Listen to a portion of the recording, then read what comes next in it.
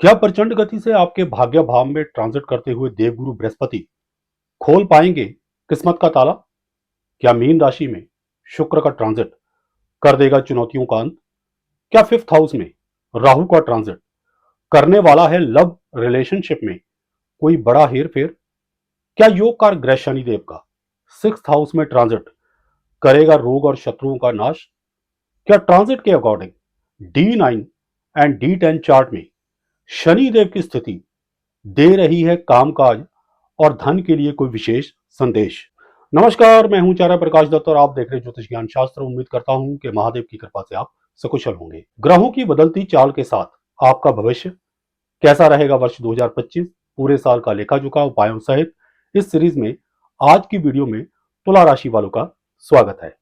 साल 2025 में तुला राशि वालों की कुंडली में देवगुरु बृहस्पति, शुक्र और शनि उन अच्छी घटनाओं के सूत्रधार रहेंगे जिनका आपको बेसब्री से इंतजार था।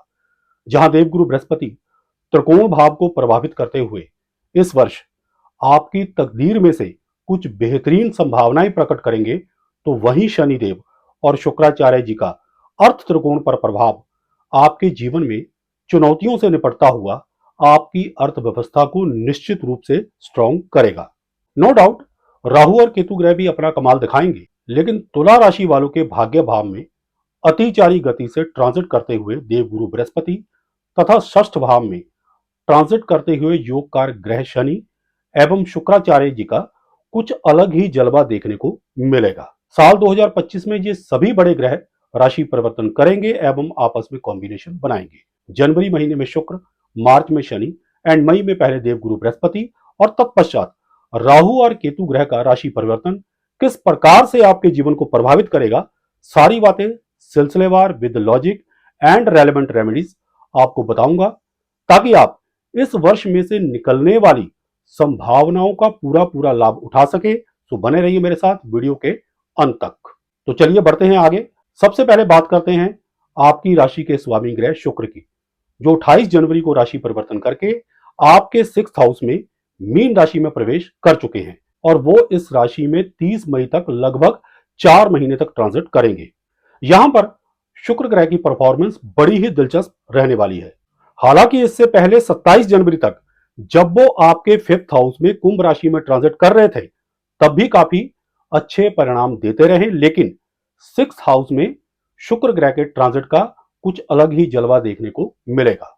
आपकी कुंडली के अकॉर्डिंग जहां एक और शुक्र ग्रह आपकी राशि के स्वामी है यानी फर्स्ट हाउस के लॉर्ड हैं, तो वहीं दूसरी ओर एट्थ हाउस के भी लॉर्ड हैं, क्योंकि उनकी दूसरी राशि वृषभ आपके एट्थ हाउस में पड़ती है। अब समीकरण बड़ा ही गजब का बन रहा है। नंबर एक पर शुक्र ग्रह आपकी राशि के स्वामी होने के नाते आपकी टोटल पर्सनैलिटी को रूल करते हैं यानी रिप्रेजेंट करते हैं।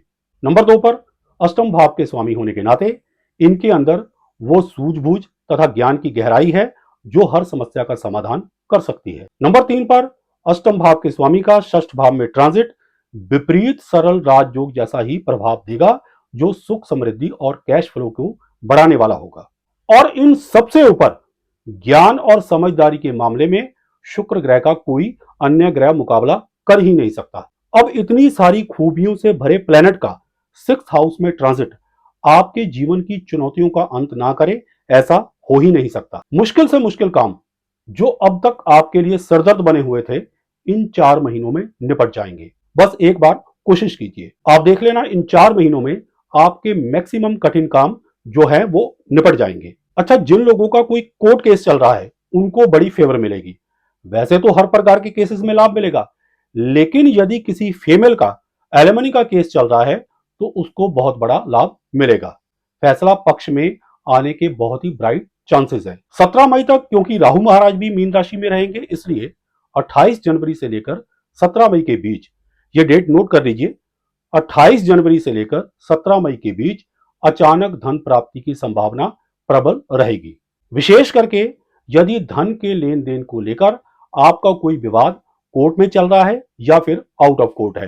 कहने का भाव, इन 4 महीनों में शुक्र का ट्रांजिट आपको धन संबंधी चल रहे विवादों में जीत दिलवाएगा। लेकिन यदि आप मेल हैं और पत्नी के साथ कोर्ट में केस चल रहा है, तो ये ट्रांजिट समझौते के लिए तो ठीक है, लेकिन जीत की संभावना बहुत ही कम है। नुकसान से बचने के लिए शुक्रवार के दिन शिवलिंग पर सफेद रंग के फूल चढ़ाएं एंड ऑब्वियसली निर्णय न्याय संगत ले मीन्स सत्य का साथ दे।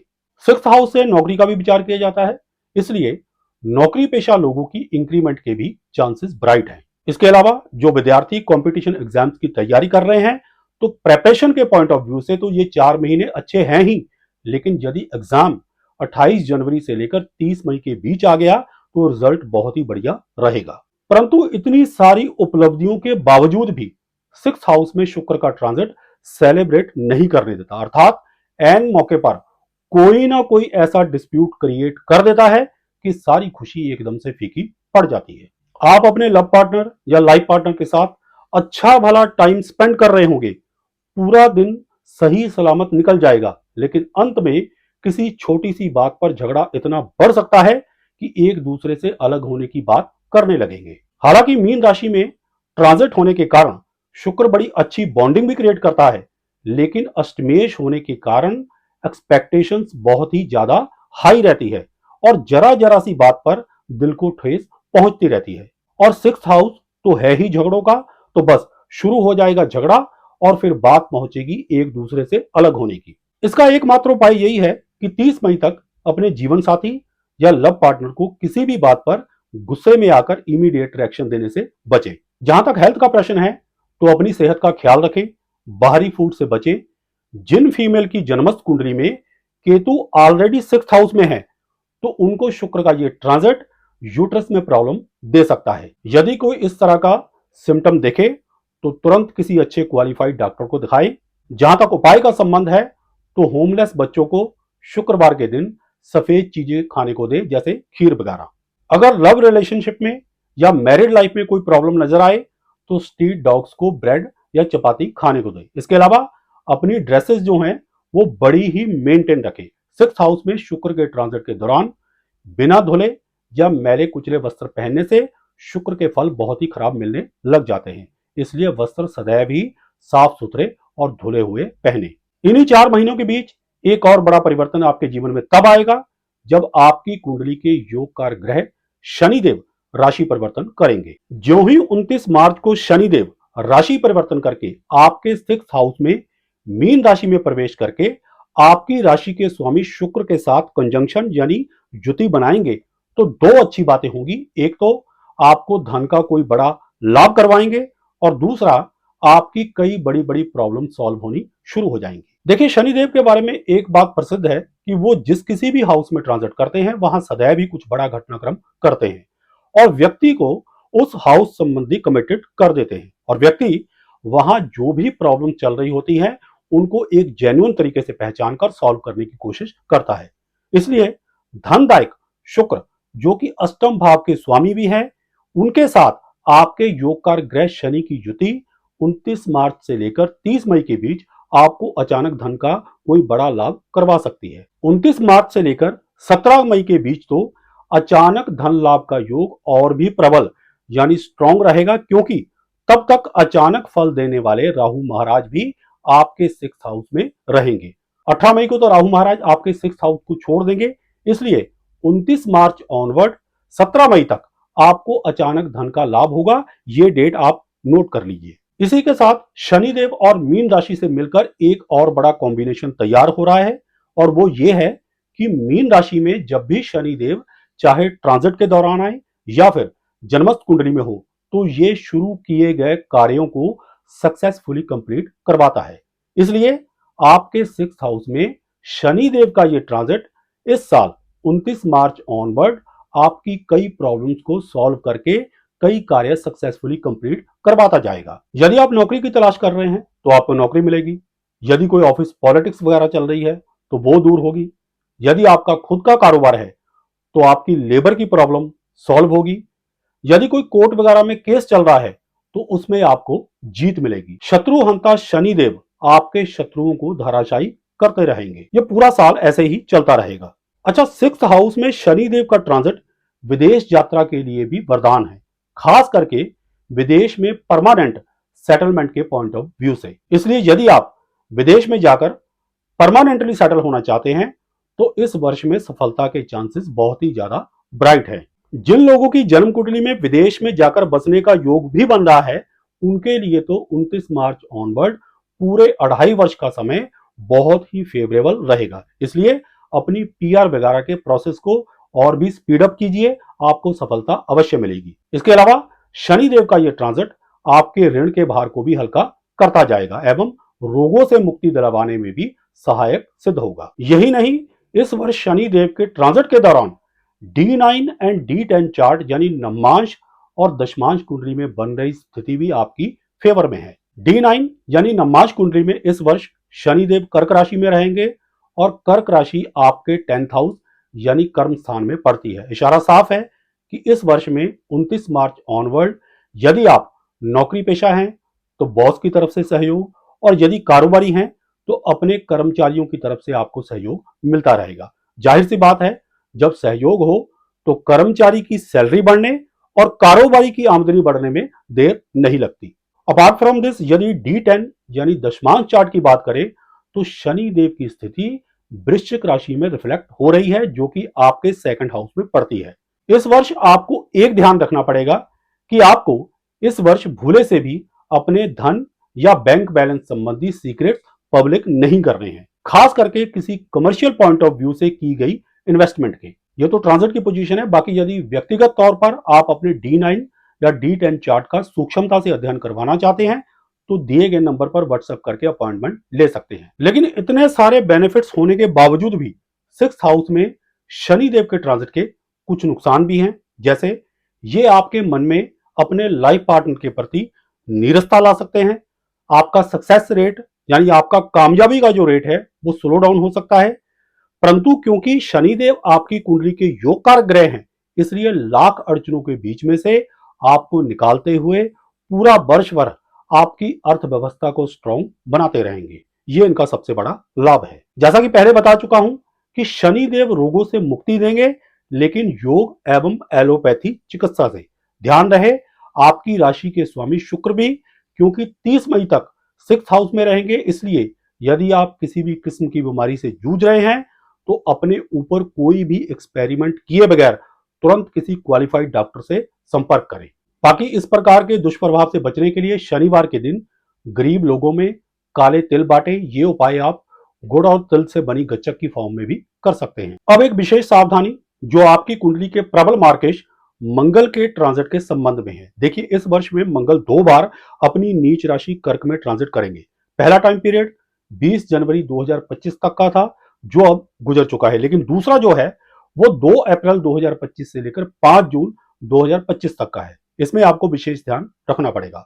मंगल क्योंकि आपकी कुंडली के अनुसार 2nd हाउस तथा 7th हाउस के लॉर्ड हैं, यानी धन तथा सप्तम कलत्र भाव के स्वामी हैं, इसलिए इस दौरान आपको धन के नुकसान का भय है। 2 अप्रैल 2025 से लेकर 5 जून 2025 के बीच आपके 10th हाउस यानी कर्म स्थान में अपनी नीच राशि कर्क में मंगल के ट्रांजिट के कारण आपसे धन के मामले में कोई बहुत बड़ी गलती हो सकती है। इसलिए इस समय के दौरान बहुत सोच समझकर ट्रेड में या साझेदारी बिजनेस में इन्वेस्टमेंट करें। इस टाइम पीरियड में आपकी मैरिड लाइफ में भी कला, बिजनेस पार्टनर के साथ अनबन या बॉस के साथ अनबन हो सकती है, अतः सावधानी बरतें। जहां तक मंगल शांति के उपाय का संबंध है तो मंगलवार के दिन हनुमान जी को बूंदी का प्रसाद चढ़ाएं एवं हनुमान चालीसा का पाठ करें। ऐसा करने से मैरिड लाइफ में शांति, धन के नुकसान से बचाव होगा एवं इन्वेस्टमेंट आपकी सही डायरेक्शन में जाएगी। अब बात करते हैं देवगुरु बृहस्पति की, जो इस वर्ष अपनी सुनहरी किरणों से आपकी किस्मत के ताले को खोलकर आपको देंगे एक नई ऊंचाई। जैसा कि देवगुरु बृहस्पति 14 मई को राशि परिवर्तन करेंगे, इस दिन देवगुरु बृहस्पति वृषभ राशि से निकलकर मिथुन राशि में ट्रांजिट करेंगे और वो इस राशि में 17 अक्टूबर तक रहेंगे। इसके अगले दिन देवगुरु बृहस्पति मिथुन राशि से निकलकर कर्क राशि में ट्रांजिट करेंगे और 5 दिसंबर को पुनः देवगुरु बृहस्पति वक्री चाल चलकर मिथुन राशि में ट्रांजिट करने लग जाएंगे। इस तरह से लगभग पूरा साल अतिचारी गति से आपके 9th हाउस में ट्रांजिट के कारण आपको वर्ष भर 14 मई ऑनवर्ड भाग्य का साथ मिलता रहेगा। आपके काम में आ रही रुकावटें बंद होंगी और तरक्की के नए रास्ते खुलने लगेंगे। देवगुरु बृहस्पति का ट्रांजिट निश्चित तौर पर आपको यश, मान और धन की प्राप्ति करवाएगा। दृष्टियों की बात करें तो देवगुरु बृहस्पति 5वीं दृष्टि से आपके फर्स्ट हाउस को देखेंगे। इसके कारण आपके कॉन्फिडेंस में बढ़ोतरी होगी एवं समाज में आपका विशेष दबदबा कायम होगा। 7वीं दृष्टि थर्ड हाउस पर रहेगी। आपकी धार्मिक यात्राएं हो सकती हैं। आप अपनी स्किल की प्रेजेंटेशन बहुत ही अच्छी तरह से कर पाएंगे। जिन लोगों का काम ही प्रेजेंटेशन पर निर्भर है उनको बहुत ही लाभ मिलेगा, जैसे प्रवक्ता, सेल्समैन, संत, मोटिवेशनल स्पीकर वगैरह, उनको काफी लाभ मिलेगा। आपकी पर्सनल स्किल यानी काम करने की दक्षता में काफी निखार आने वाला है और आपको इसका काफी लाभ भी मिलेगा। इंटरव्यू दे रहे लोग प्रभावशाली ढंग से अपनी छाप छोड़ पाएंगे एंड कॉन्सिक्वेंटली जॉब मिलने के चांसेस बढ़ेंगे। इसके अलावा बहन भाइयों से संबंध भी मधुर होंगे। जहां तक देवगुरु बृहस्पति की नवम दृष्टि का संबंध है तो वो 5th हाउस पर पड़ेगी। स्टूडेंट्स का मन पढ़ाई में लगेगा, लव रिलेशनशिप बेहतर होंगे, शेयर मार्केट में भी लाभ होगा। संतान की इच्छा रखने वालों के लिए भी ये साल वरदान साबित होगा। लेकिन थोड़ा सावधान, क्योंकि देवगुरु बृहस्पति आपकी कुंडली के षष्ठेश भी हैं, अतः कानों में रोग या मधुमेह जैसी बीमारियां पैदा हो सकती है। आप किसी भी उम्र के हैं, इस ट्रांजिट के दौरान अपनी डाइट में एक्सेस शुगर या एक्सेस फैट वाली चीजें अवॉइड करें। कुल मिलाकर देखें तो देवगुरु बृहस्पति इस वर्ष एक तरह से तकरीबन आपके लिए शुभ ही फल करने वाले हैं। देवगुरु बृहस्पति और भी शुभ फल करें, इसके लिए उपाय के तौर पर मंदिर के पुजारी या किसी स्पिरिचुअल व्यक्ति को बृहस्पतिवार के दिन बेसन के लड्डू या बर्फी या ऐसे फल जिनका कलर पीला हो खाने को दे सकते हैं। इसके अलावा आपके लिए धार्मिक लिटरेचर पढ़ना भी बहुत शुभ फलदायक रहेगा। अब अंत में बात करते हैं राहु एंड केतु की। तो देखिए 17 मई 2025 तक तो राहु महाराज मीन राशि में ही ट्रांजिट करेंगे और आपके 6th हाउस में रहेंगे। अब राहु के बारे में तो सभी जानते ही हैं कि वो अचानक फल प्रदान करने के लिए प्रख्यात है। इशारा साफ है कि 17 मई 2025 तक 6th हाउस से जाते जाते राहु महाराज आपकी जॉब या कोर्ट में चल रहे केसेस में कोई बड़ा परिवर्तन करते जाएं। शनिदेव और शुक्र की उपस्थिति के कारण ज्यादातर आसार आपकी जीत के ही हैं, बशर्ते आपका पंगा किसी फीमेल से ना हो। फीमेल को थोड़ा इस ट्रांजिट के दौरान फेवर मिलेगी। बाकी 18 मई को जो ही राहु महाराज आपके 6th हाउस को छोड़कर 5th हाउस में कुंभ राशि में प्रवेश करेंगे तो उसके बाद अपनी रेवोल्यूशनरी नेचर के अकॉर्डिंग अचानक कई बड़े परिवर्तन लाने की कोशिश करेंगे, जैसे शेयर मार्केट के प्रॉफिट में टेरिबल फ्लक्चुएशन, स्टडी से माइंड को डिस्ट्रैक्ट करना, इवन लव रिलेशनशिप में डिस्टर्बेंस वगैरह क्रिएट हो सकती है। परंतु क्योंकि बृहस्पति की नवम दृष्टि राहु पर रहेगी, इसलिए राहु के दुष्फल काफी हद तक कम होते रहेंगे, यानी ज्यादा चिंता की बात नहीं है।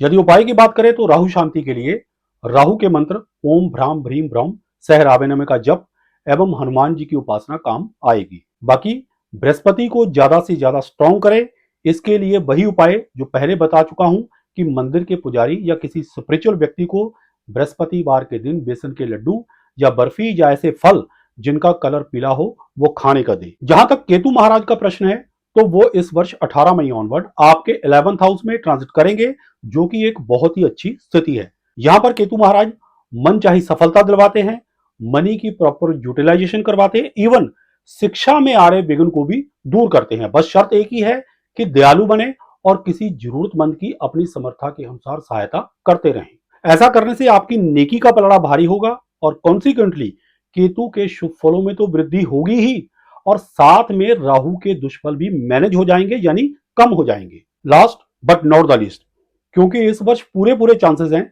कि आपके जीवन में आ रही कुछ बड़ी बड़ी चुनौतियों का अंत हो जाए, इसलिए राहत के पलों में किसी गरीब की सहायता अवश्य करें एवं गणेश वंदना करते रहें ताकि आपका प्रॉफिट और भी बढ़ता रहे। देखिए जो भी इस साल का भविष्य फल है मैंने पूरी ट्रांसपेरेंसी से आपको बताया है। अब ये आप पर निर्भर करता है कि आप इस वर्ष फल को एक रोड मैप की तरह यूज करते हुए अपने एक वर्ष के सफर को कैसे तय करते हैं। आशा करता हूं कि वीडियो में दी गई जानकारियों से आप लाभान्वित होंगे। अगर आपको हमारी ये वीडियो पसंद आई हो तो उसे लाइक करें, शेयर करें, हमारे चैनल को सब्सक्राइब करें और साथ में बेल आइकन को दबा दें ताकि हमारी हर नई वीडियो की नोटिफिकेशन आप तक सबसे पहले पहुंचे। सुखी रहें, स्वस्थ रहें, इसी मंगल कामना के साथ जय सिया राम, हर हर महादेव और बोलो श्री हरि विष्णु भगवान की जय।